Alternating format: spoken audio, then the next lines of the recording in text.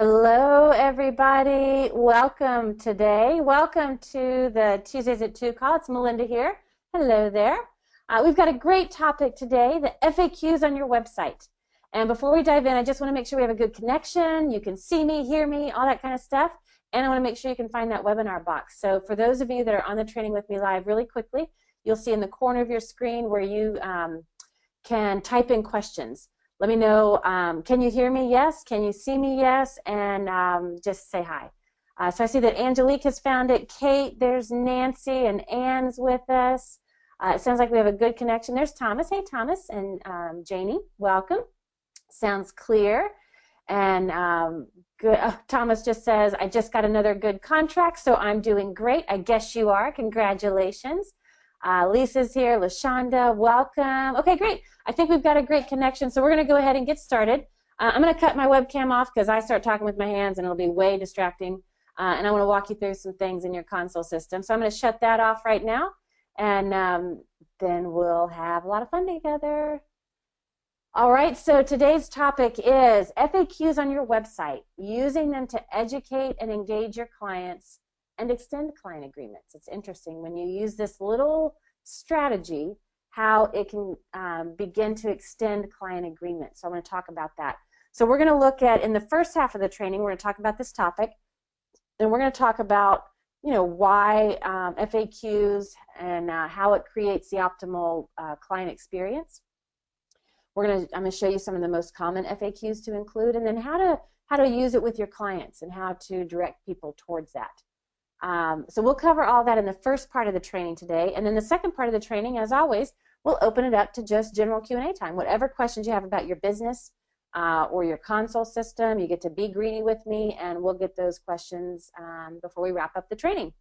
So let's dive in with the topic. So what we're talking about today is the FAQ page on your website. Now, we have pre-configured one for you. So for those of you that are using your Coach's Console website, and we'll go into our console system, go into our website. In fact, let me just open up the sample really quickly. So just we'll have that sitting here. All right, so here's our sample website. I've already logged in as a client, right? So in this example, I've already logged in with a username and password as a client. I'm logged in to the private client portal. Right, so in our website, in our console system, when we go to the website module, one of the pre-configured web pages that we've already set up for you, it's one of the templates that comes in your system, is an FAQs page. You'll see it. And this is what we're going to be talking about today. We're going to kind of put the spotlight on this one little strategy and this one little component. So the reason why FAQs is for twofold. They can be FAQs that are like more prospect oriented. So, when it comes to potential people that are doing sample sessions with you, a lot of them might have commonly asked or frequently asked questions going on in their head.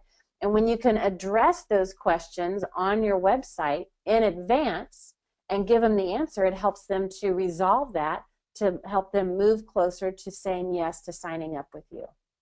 Okay, so we give you some of the common questions that prospects will ask, right? So you'll see those are the first sets of questions, and then we get into sets of questions that are more related once somebody hires you and starts working with you. Some of the questions that they may have, and when you can compile all of this on one central page. Now you don't have all these clients or prospects emailing you with these questions that you have to go back and answer and repeat yourself over and over and over and sound like a broken record. But when you can put these common questions on a web page, and like these might be on a private web page, so when your clients log in, all their questions are answered on that common frequently asked questions web page. Now you don't have to spend your time answering these same questions that people ask over and over. They can go to their website and get that information, and that frees up your time to do other work or work with your clients in other ways. Okay? So that's the power and the positioning of frequently asked questions. And what we're talking about today is just a general FAQ page. So when we go to our website, it could be, you could set up the FAQs to be in the public menus, or you could set up FAQs to be in private menus. So if it's more sales-oriented questions for prospects, you might put an FAQ menu in the public listing of menus. But if it's more specific about how does it mean to work with me as a client, what are some client types of questions, how do I log in, where do I log in, I've got to reschedule my appointment, how do I do that, how do I pay my invoice, like those kinds of questions, those would be more client specific, and those you can include with a private menu on your private client portal. So different kind of FAQs might live in different places. The other place an FAQ might live, and I don't think I've got one created in this training account, but when you have like a sales page, like let's pretend this is a sales page, right? When you have a sales page, the other great place to include common asked questions is at the bottom of a sales page. Because again, there's always going to be a handful of questions that buyers are going to ask. And they're going to be the same 4, 5, 6 questions that almost every buyer is going to ask every time. And when you can capture that and put that right at the bottom, so it'd be like right here in this blank space, you would add those common buying type questions. When you include that there and somebody comes to your sales page, if they're bouncing those questions around and they're not sure of the answer, if people aren't sure of an answer, they won't buy. So when you include the frequently asked questions right on the sales page, they clear that question up, they get the answer they're looking for, now they're in a place where they can buy. They have clarity, and when people have clarity, they buy. Okay? So whether it's you add the question specifically about a package that you're offering, or you just put general FAQs on your website, that brings clarity, and clarity makes it easier for people to purchase and say yes. The FAQs that you use in your private client website, those FAQs are client specific, and when clients aren't clear in what to do or how to do it, they don't get engaged. And when clients don't get engaged, they don't get results. Right? But when you can answer those questions up front, maybe often before they ever ask, those questions and those answers provide clarity for clients. And when clients are clear, they get engaged and they take quicker action. So, you know, an FAQ page, it's like, yeah, so what, whatever. But it's a really powerful strategy for both buyers and prospects. For buyers, it leads to clarity, which makes a quicker action to purchase. For clients, it leads to clarity, which means quicker to engage and quicker to get results. So it's a very small strategy that make a big difference. So I'm going to walk you through some of the common frequently asked questions, and I'm going to explain a little bit about how you can send your clients or your people to them. So let's go in the console system. So this page is pre-configured. When you click in your console system under website, let me just go back there and I'll show you pages. They're all alphabetical, so it's FAQs. And when you click on this, you'll see the default template. Now in the default template, we have both put buying type questions and also client type questions. So we've put both on the same page. You could use it like that, or you could separate it out and make 2 pages, but we've put everything on one page. So I'm going to go through some of the buying questions first, and then I want to go through some of the client questions and just show you how it produces some clarity, okay? Oh, that's funny. Wynn just says, what are the common buying questions? I'm going to go through that right now, Wynn, actually. So the ones that we've included in this default FAQ form are general to the transformational process with a coach. Okay, so, you know, for some people, you know, they don't know about coaching. They don't know what coaching is. They may have never heard of it. They want to know, is this thing legit? Like, is this for real? And so you can say, yeah, it is. And here's how you can find out more about it, right? Another one is, how do I know if you're the right coach for me?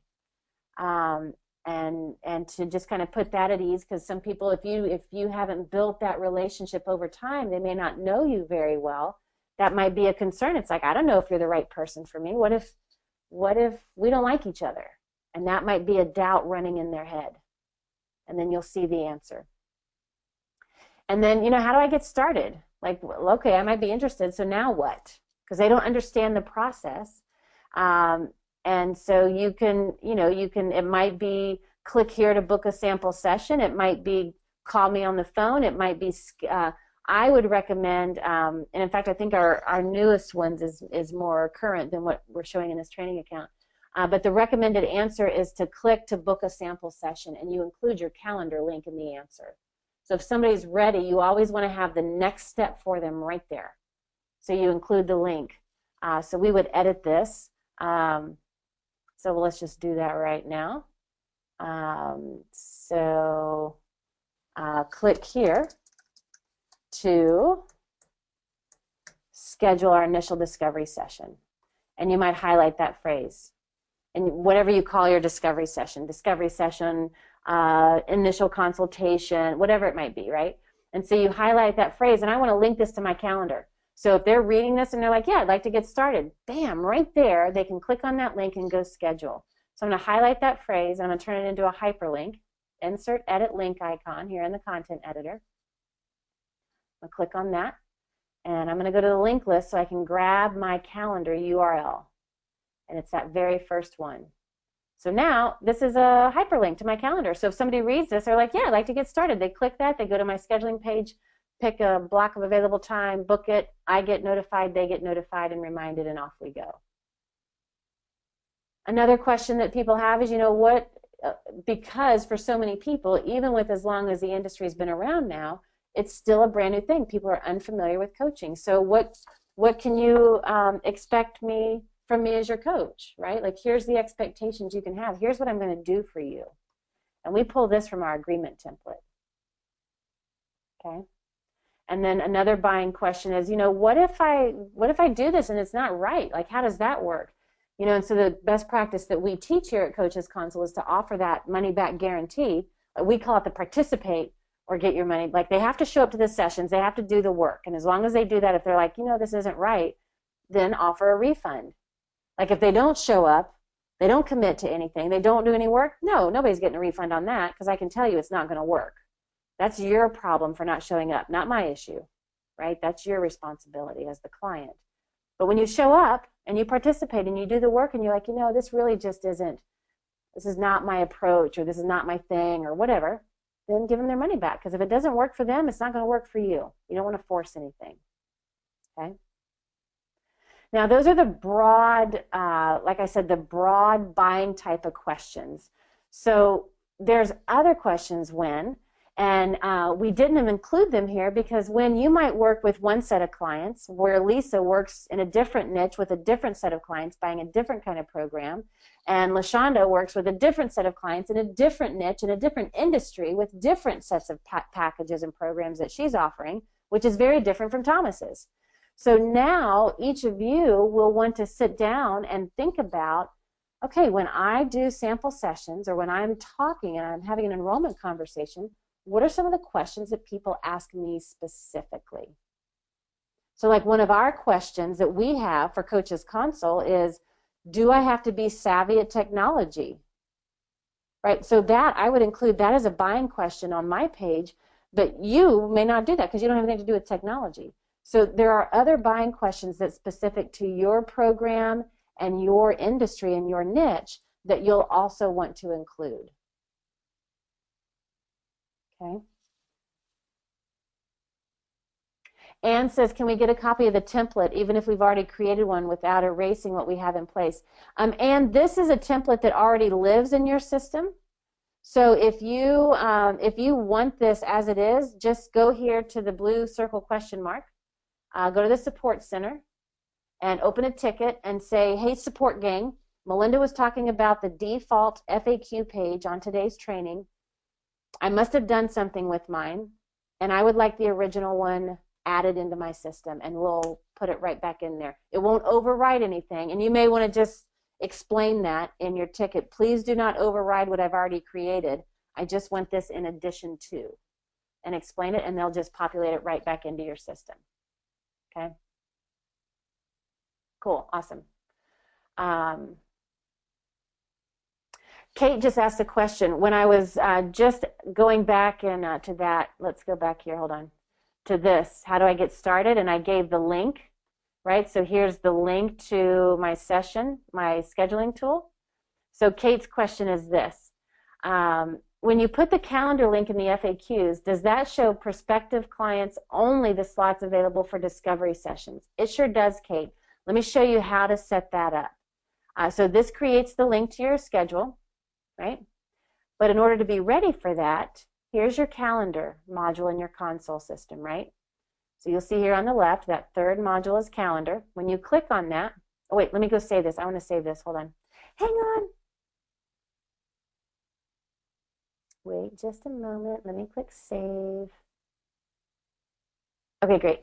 So when you go to the calendar, when you're in your console calendar, you can set up appointments with clients or groups or yourself, and then you can also set up blocks of available time. So when you click on blocks of available time, Kate, you have the ability to choose who you want to set up a block of available time. And you'll see sample sessions prospects, right? So now whenever you add these slots to your calendar, the only people that will see them when they go to your scheduling page are prospects. Your active clients will not see these slots. Your groups will not see these slots. Only prospects and potential clients will see these spots, right? So now we call ours internally, we call ours Jumpstart Consultations. So you can even change the name for whatever Love Your Life Discovery Session, like whatever name you have for yours. We recommend giving it a result-based or an action-oriented name. Don't just call it sample session. Don't just call it discovery session. That really doesn't convey benefit or meaning to the prospect. So you can, you can change the title. You can set up repeating. If you know every Tuesday from 3 to 5, you're going to be in your office working on project work, and if somebody wants to book a time, then great. You could do reoccurring appointments like that. You could set off one-off blocks of available time, and then you'll see them listed in your calendar marked by the different shades of blue, right?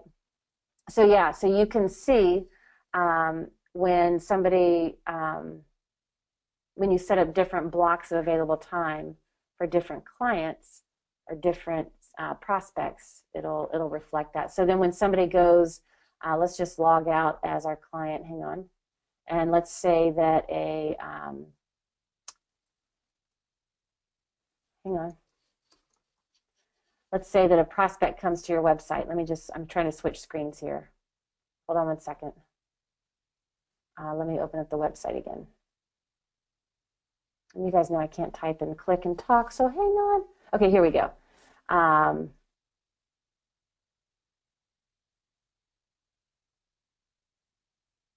Well, I think. Do you guys see the website? You guys should see the website. Did the go-to webinar switch screens? And now I'm going to scroll down. I'm going to click on the calendar. Yeah, there we go. Okay, you guys see it. Good deal. So, Kate, when somebody goes to your scheduling page, first they can choose their time zone. So wherever they are in the world, they can pick their time zone. So whatever slots you have scheduled, they will see it in their time zone. Nobody has to do any translating of what time zones and how many hours different. You pick your time zone, and then they're going to see only those blocks for available, whatever you call them. I haven't changed the name in this one. So as a prospect, they're only going to see that. Now, I might have 15 other slots of available time on my scheduling tool, but they're only for active clients, so only my active clients see those. So it makes that distinction for sure. Okay. Let's see. Lorna asks advice on how to handle questions about fees and costs. Yeah, sit tight on that. Let's come back in the second half of the training, and I'll walk you through that as well, because that's a good thing to include. Usually the questions about the fees and the cost, that would not go on your general FAQ page. Like those are going to be specific when you create a sales page and you're selling a package or you're selling a program, you're offering something like that on a sales page, the time and money objections, because it's going to be specific to whatever they're investing in. Are they investing in a coaching package? Are they investing in a teleclass? Are they investing in a year-long program? Like whatever it is, it's going to be specific to those. So a lot of times I would not do the time and money objections on a general FAQ page, but I would do that specifically on a sales page, okay?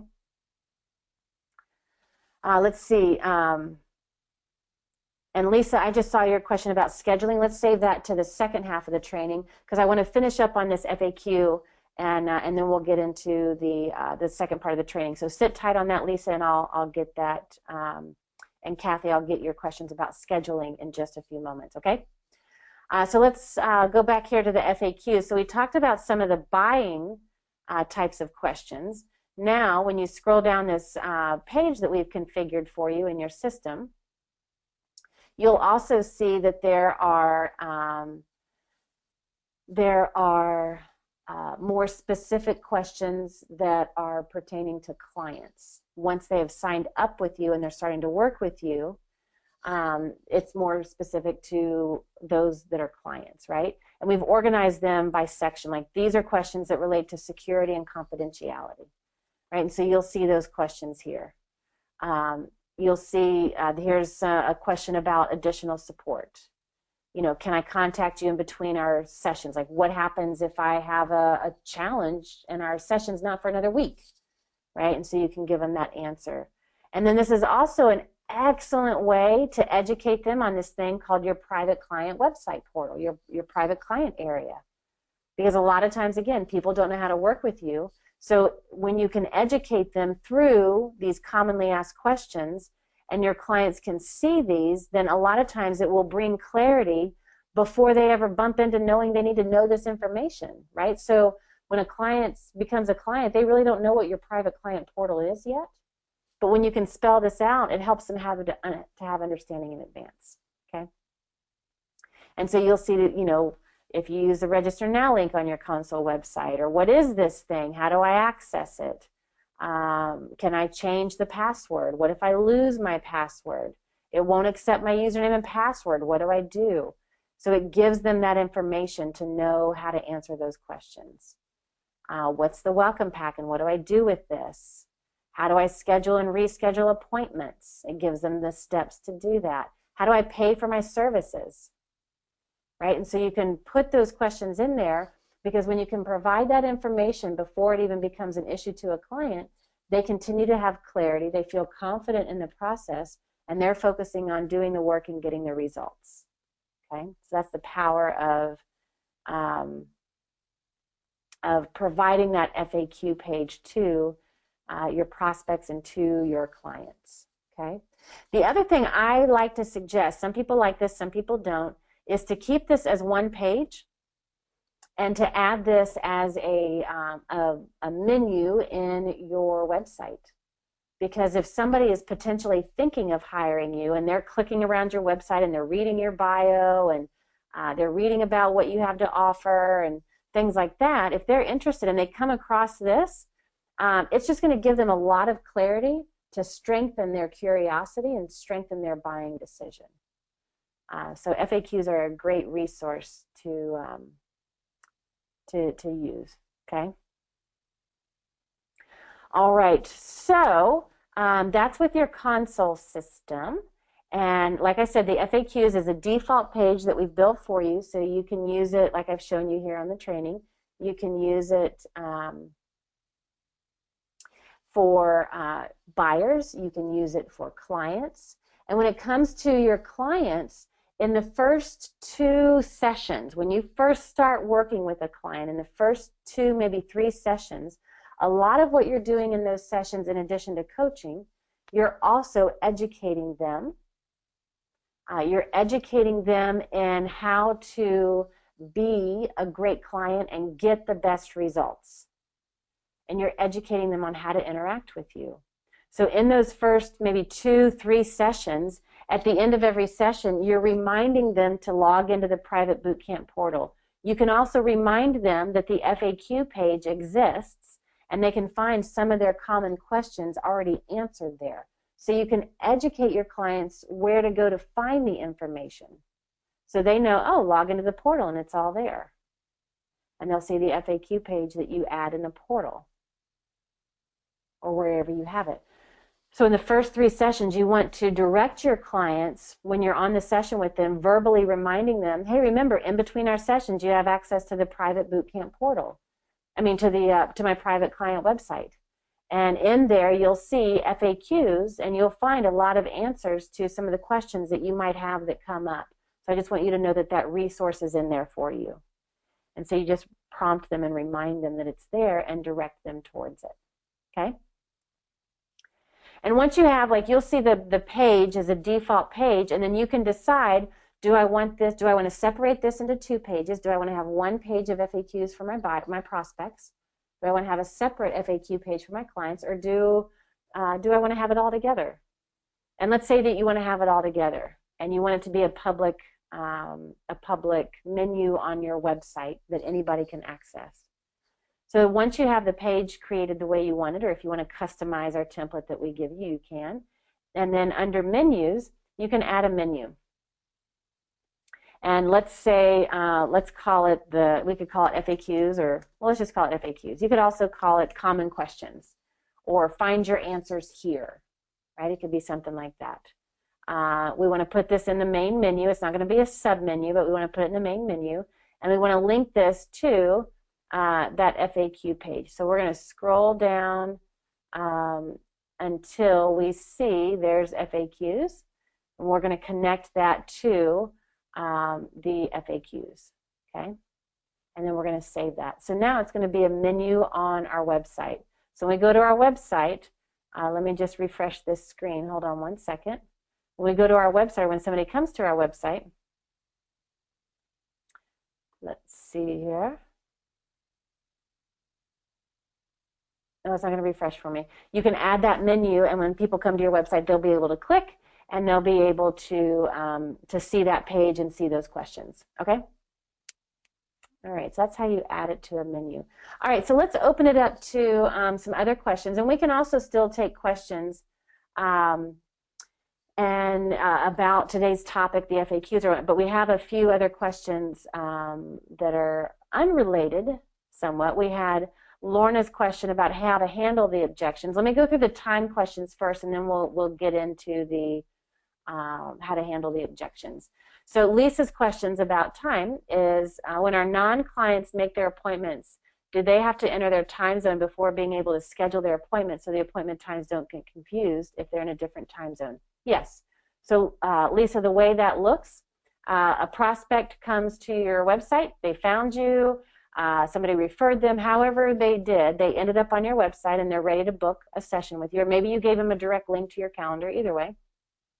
But if a prospect clicks on your scheduling tool, they'll see your calendar. It looks just like this. So the first thing they're prompted, they have to choose the time zone. And they have to click on this. They can either close it, and it's just automatically set, or they can change it. And they have to click on the menu, and then they can scroll and pick like wherever in the world that they are. Okay? So they can pick that time zone. Let's say they're on the west coast of the United States. So they can pick that time zone, and when they click change, it's going to update and show so this is 7 o'clock Pacific, 7 a.m. Pacific. So it's going to change that, and it shows them what time zone they've selected up here. Okay. Oh, you're not seeing anything. Let me, hang on. Let's see, what's the webinar doing? Hold on one second. Let's see, do you see the website now with the compass graph? Let's see, are you seeing that? Is GoToWebinar up with me, or is it still lagging? But okay, you're seeing it. So there's the website. So what I was showing you is if a prospect comes to your website, and let's say they click on the your calendar link, or you might give them a calendar link directly in your email. However they get to your calendar, they're going to see that there's going to be a box that allows them to choose their time zone, and then they can pick their time zone. Now, I just went through the process, so that pop-up box has disappeared, but Lisa, use your imagination.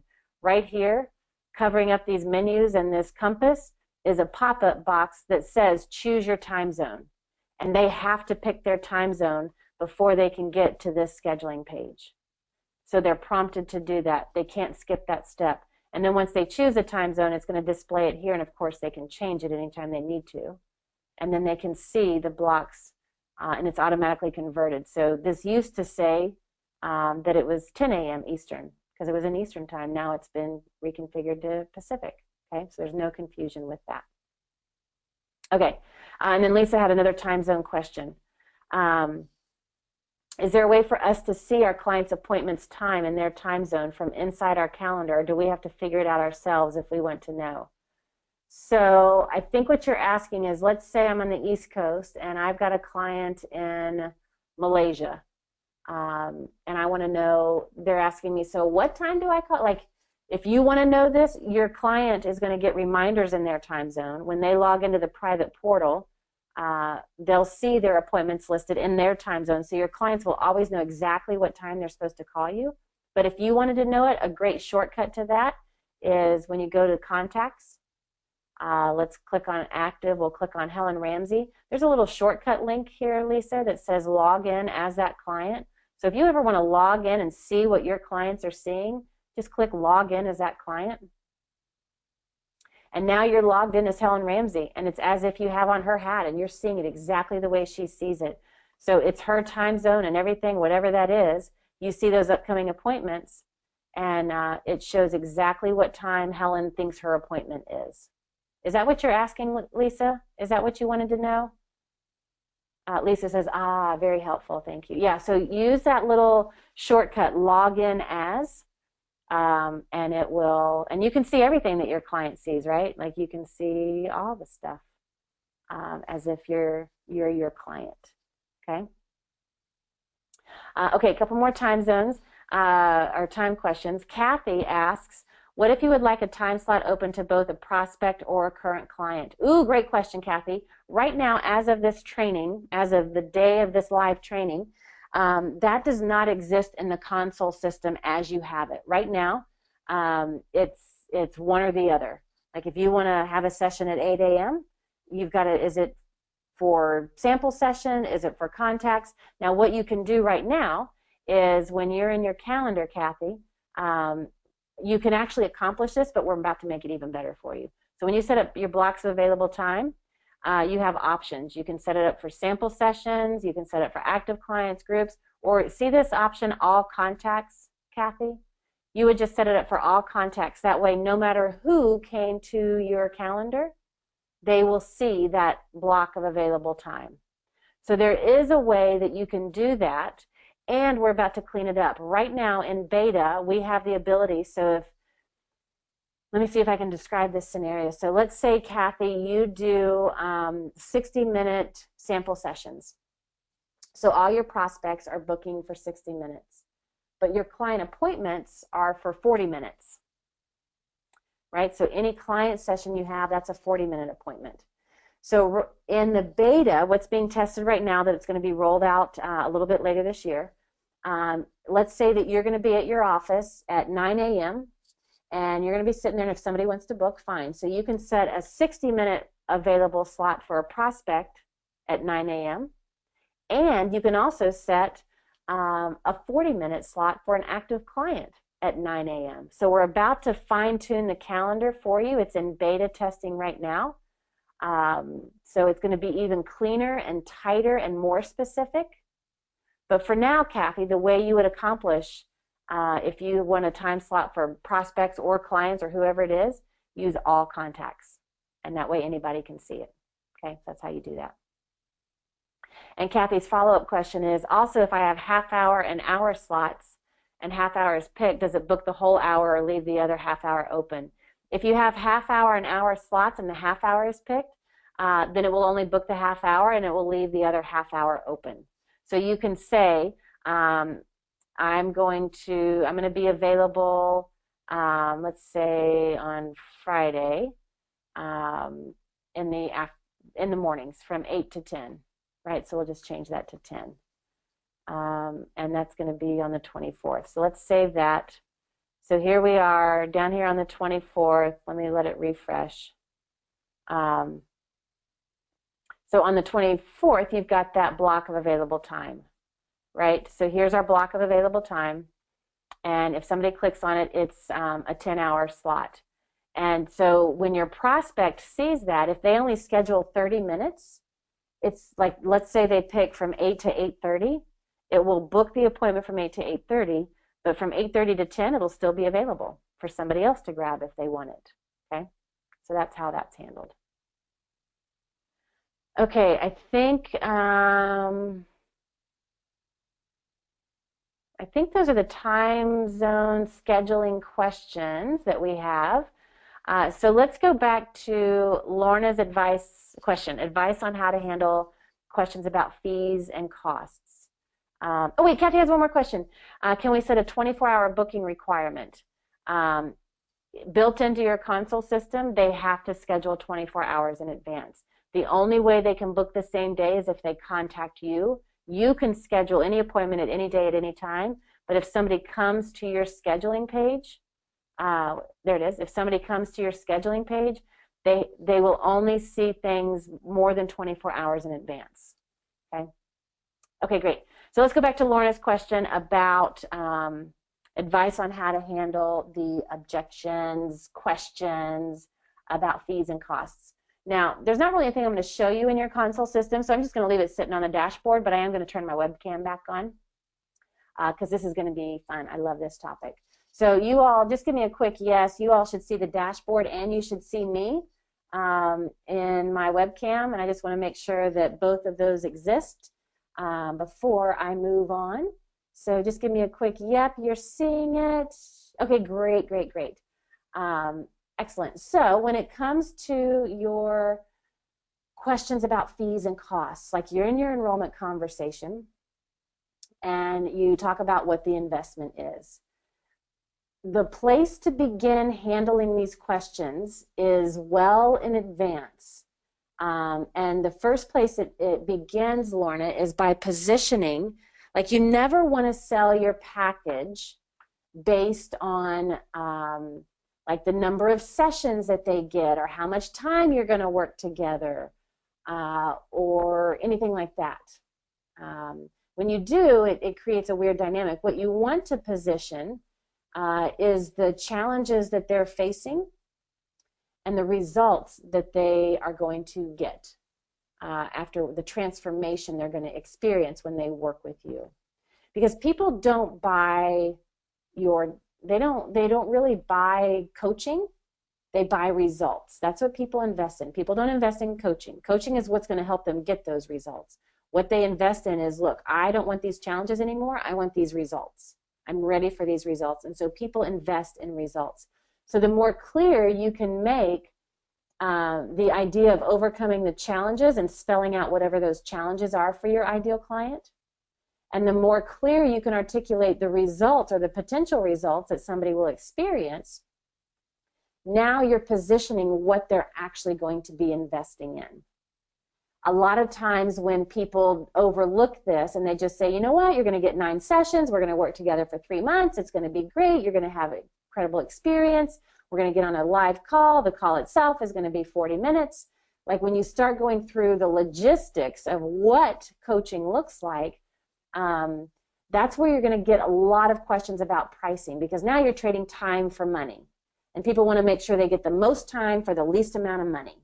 So now you're already evoking those questions being triggered in the way you've positioned it. But when you position it as results, you really minimize the questions that you're going to have when it comes to money. Okay? So that's one thing. Handling the questions begins well at the very beginning of the enrollment conversation, right? So Lorna, when you're talking with people in the enrollment conversation and you ask them, you know, what are your current challenges that you're experiencing right now? And they tell you, one, you're learning as a coach so you can coach them, but B, you're also learning as a salesperson so you understand where they are right now and what it's costing them. And you want to ask them that question, you know, what is it costing you to not move out of this stuck spot? That's a great way to handle questions about, you know, I can't afford this. I don't have enough money. I can't afford da-da-da-da-da, whatever the price is. One of the great questions you can ask them, it's a powerful coaching question, right? Enrollment and sales and marketing is just coaching at its best. That's why I love it. And so one of the powerful questions, and when somebody says, I can't afford this, to say, okay, let's recap. The challenges you're facing in your life are X, Y, and Z. And they're like, yes, I'm so sick and tired of this. And then articulate, say, what I've heard you say that's important to you is you want these results, 1, 2, and 3, and you articulate those results. And then you pause and you let that sink in. You're like, yes, I absolutely have to have this, whatever, and then you ask them and say, okay, let's look at those challenges. So right now, you've been dealing with those challenges for a very long time in your life. What are some of the implications by living in this stuck spot, by living in this place of frustration and overwhelm? What's that costing you in your life? What's it costing you in your time? What's it costing you in your health, in your relationships, in your energy, in your passion? What's the implication of living in this stuck spot? Then have them answer that question, because there are always negative implications, right? So there are always negative implications. And it's like, okay, so what? And then you just repeat back to them. So what I hear you say, it's costing you, I'd never get to see my husband because I'm working on all evenings and weekends, and our relationship is suffering. Or it's costing me that I'm highly stressed and I'm getting sick all the time. Or what it's costing me is whatever. And you repeat it back to them. And then you say, when we work together, we're going to move out of that. You're not going to be faced with that. And the result you're going to experience is 1, 2, and 3. Are you ready for that? And then it's just a matter of commitment. And you're helping them get clear. Are you truly ready and you're done being stuck? You don't have to be. You can stay there. That's fine. I just want you to know what it's costing you if you don't make this move. Because as your coach, whether you hire me or not, I need to make sure you understand that, because there are implications in your life. And when we work together, then you're going to experience these results. And what is that worth to you? And so the investment into this package is very small, considering the benefits you're going to receive when you get these results. So the best way to overcome any objection or questions about fees or costs, always take them back to the challenges they're faced, where they're stuck, and what's it costing them, and what the results are that they want. What's that worth to them? Making sure they're clear in the challenges and the cost, the implications, and the results and the benefits, how it's going to benefit their life. Now you can just ask them the coaching question. What are you committed to? Do you want to stay stuck, or do you want to move forward? And it's a question. You can stay stuck. It's okay. You don't have to move forward. I just want you to know the implication it's going to have in your world, and I want you to make sure you're okay with that. But when you move here, this is what your life is going to look like. And if you're ready, we can start this right away. Do you see how you're shifting it away? It's not about the money. It's never about the money. When somebody brings up money objections, it's never, let me not say never. It is rarely, rarely, rarely, rarely ever about the money. The only time it's legitimately about the money is if somebody says, you know what, I do want to get started. I have one credit card. I need to transfer some money so that there's room on this card. Let me do that. It's going to take me about 2 days. Let me do that, and then I'll be ready to go. Like, that is really the only legitimate reason that money should be an objection. Yeah. Another thing, I'm going to let you in on a little secret of mine. Another way that I love to have fun with this, because I love making this fun, because people will make the conversation about money kind of and heavy and just not fun, and it's like all gremlin-y and whatever. So I like to make it lighthearted and fun. But what I'm about to share with you, let me say this. I'll say this multiple times. What I'm about to share with you, you must know the person you're talking to really well, or this could backfire. Let me repeat that. What I'm about to share with you, it's fun and it's kind of cheeky, but you have to know the person you're talking to, or it could backfire and they could get really pissed at you. So this really is only used for those that you have a deep relationship with already, that you care deeply about, and you want to see them have the best of what they want for themselves. right? And so the way it sounds is something like this. So if somebody's like, I can't afford that right now. And I'm thinking of one of my clients in particular when she was in this spot. Now, I know this woman. I know this woman outside of business. I've known her for a long time. So we're also good friends. And I know what's important to her. And I knew that money, like she was like, I can't afford this. And I'm like, okay. Internally, I'm thinking, I'm calling bullshit on that. Like, I know you. I know your life. I know your situation. And that's not true. You're believing it's true, and that's okay. But what I know is it's actually not true.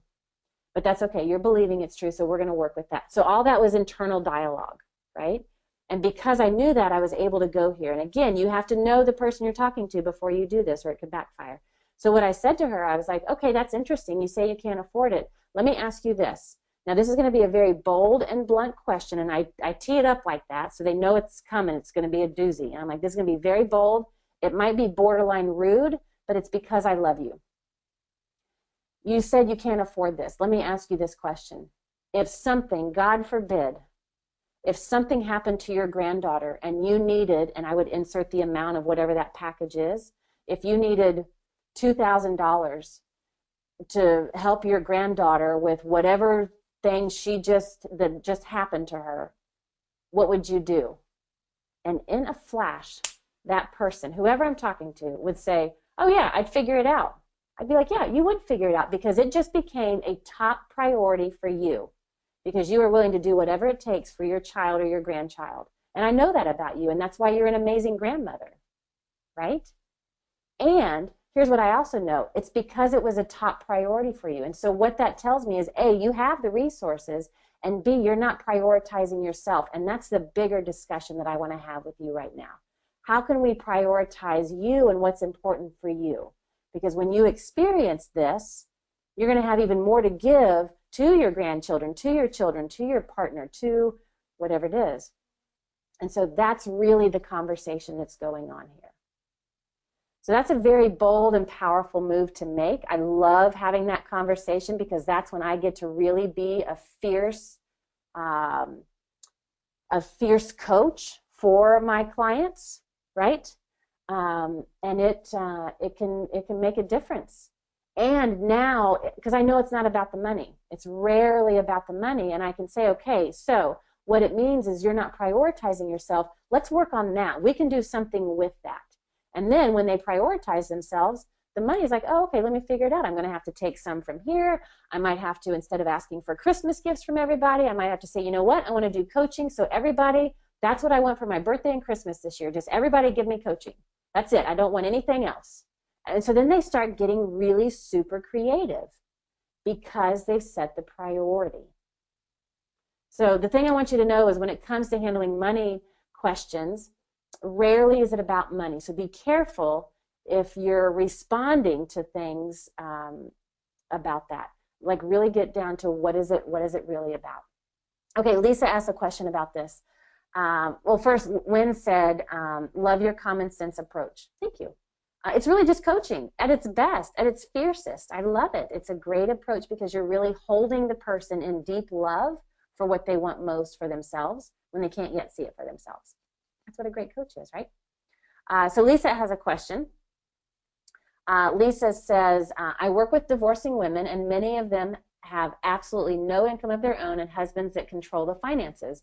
They want to participate in coaching, but they quite literally can't afford it. Some of them aren't even sure how they're going to pay their electric bill.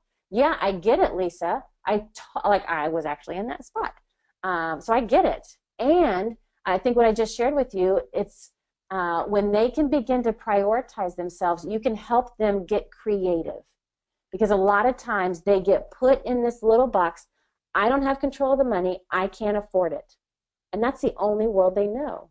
And what your job is to help them see the rest of this world that exists beyond that perspective, that tight perspective that they have. So literally, I did have that happen. I had one client, she didn't have any money. Like, it was legit. She did not have money. She could barely afford to pay the bills. So we didn't want to jeopardize her bills or get her bad credit or anything like that, right? And so that's what she did. She called every relative, every family member she knew, and she's like, look, for my birthday and Christmas, I do not want any gifts. I do not need more stuff. What I want is this.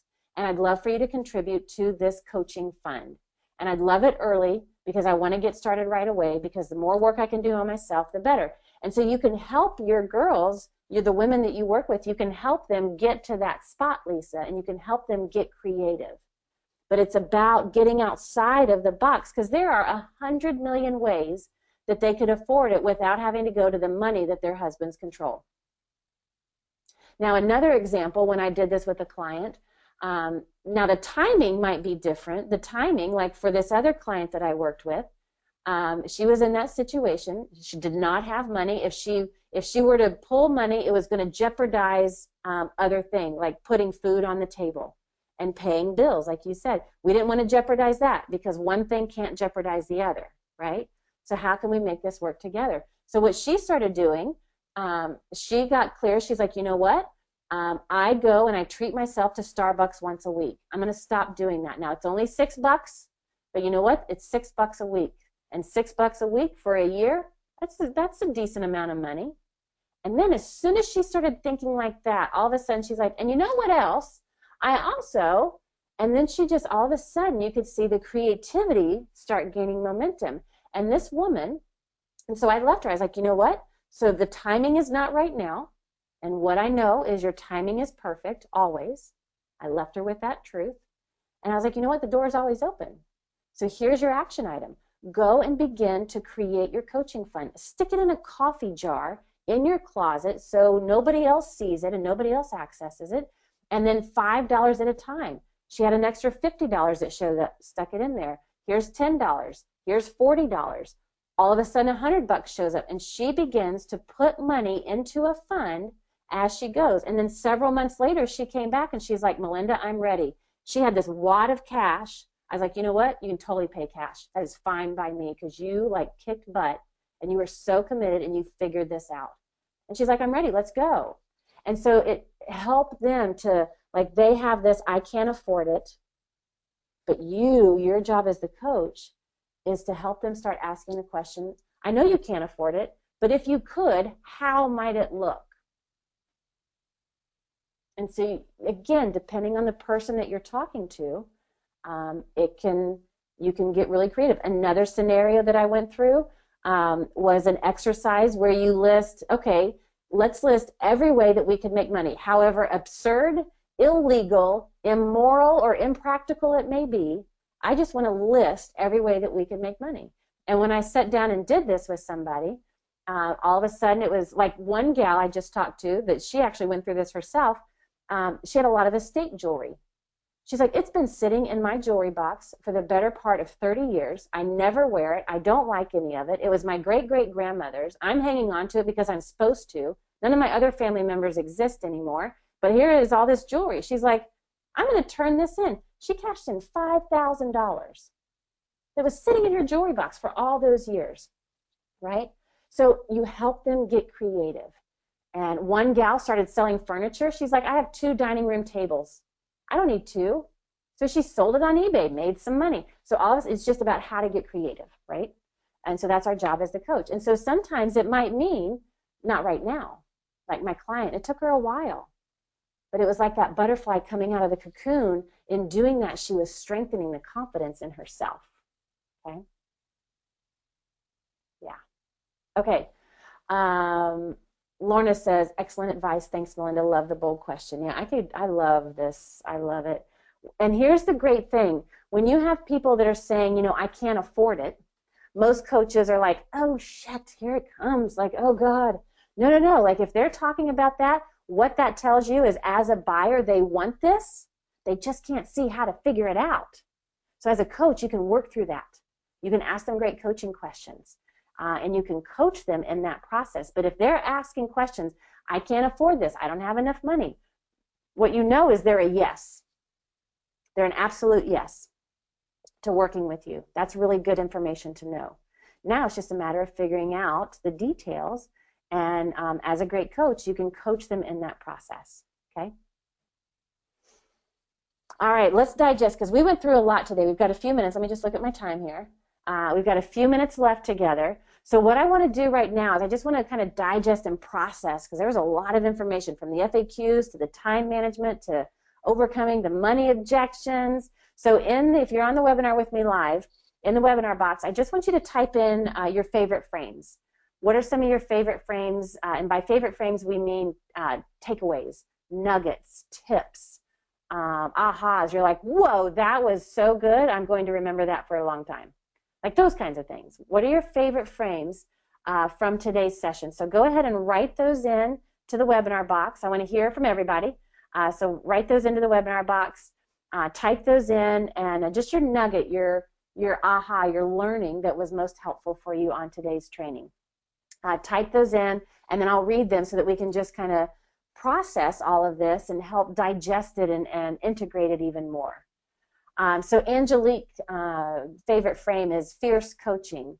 You can call bullshit if you know the person well. Love it. Yeah. And again, you have to know. I mean, it doesn't have to be like your neighbor that you've had for 30 years. You don't have to know them very long, but you have had to have created that connection and that relationship with them. And always tee it up and say, look, I'm about to, like, I'm cutting to the chase because as a coach, I just have to, I can't not do this with you. I love you that much. Like, tee it up for them, right? But it's so much fun to do. Okay, Randy's favorite frame is getting creative about getting money. Yeah, and the same is true for you. Like, where do you put on blinders? And how can you get more creative as well? Thomas says, how to get by the I can't afford it. Yeah. LaShonda says, when they can't afford it, it's a yes. I know. Isn't that like the best news? Like all of a sudden you're sitting in a sample session and they're like, you know, I can't afford this. Inside you're like going, woohoo! Oh my gosh, they're a yes. Now we just have to get the rest of them caught up to that yes. That's all you're doing. And you use coaching to do that. It's great. I love that. Nancy says, repurpose the FAQs for public and private. Yeah, like really getting clear, going back to what we talked about at the beginning of the training, having those common questions for the buyers in one area, having the common questions for the clients so that you can create clarity, because when buyers have clarity, they move to yes more quickly. When clients have clarity, they move to action and results more quickly. Yeah, who knew? FAQs, so powerful, right? Anna says, adding to a menu, getting creative on solving money and scheduling. Ooh, you loved it all, Anna, great. Anne says her favorite frame is split the FAQs for prospects and clients and your bold questions, great. Lorna says, love, love, love the handling money objections, fierce questions. There's an ease that I noticed in the way you engage clients in those questions. I know, like it's just great coaching. So many people out there, if they're selling widgets or gadgets, like sales can be hard for them, but because we're coaches, because we love serving people, that's our sweet spot, is enrollment conversations. We're just helping people get really clear on their commitment. Do you want to stay stuck? Do you want to move forward? I don't care. It's up to you. I'm here to help you if you want it, but if not, that's okay, right? So we have to be detached as well, and that's so powerful. That's where the deep love comes in with prospects and clients. Kate says, love the birthday Christmas suggestion. Yeah. And Kate says, I quote unquote rescued a nonprofit that was going through a financial crisis via people we served asking their relatives to make a donation instead of giving them a present. Exactly. You can do the same for your clients. Send me on a, yeah, exactly. You got it. Wynn also loves separate the FAQs by prospect and client and put the tailored list in the proper place. Public site for prospects, private client for deeper questions. Yeah, great. And Lisa's favorite frame, know that I can't afford it is a yes. That should be explored with coaching on brainstorming ideas about how to get the money to go for it. Absolutely, and just have fun with it and be detached. A lot of times the nervousness or the gremlins come in because we're detached to get to a yes right then and there. No, like with my one client, it was months and months later. And then she came right back. So good. All right, everybody. Well, thank you for such a great and powerful training. Lorna, thank you for that question that took us off on that tangent. That was super fun today. And if you do have other questions that come up about this, head to the Facebook group, the Coaches Console Members Mastermind Facebook group, or if you happen to catch this recording, you couldn't be with us live, as always, we missed you, and you can ask your questions either in the Support Center or in the Facebook group. And we'll be back for another great topic, and until then, here's to your success. All right, everybody, bye for now.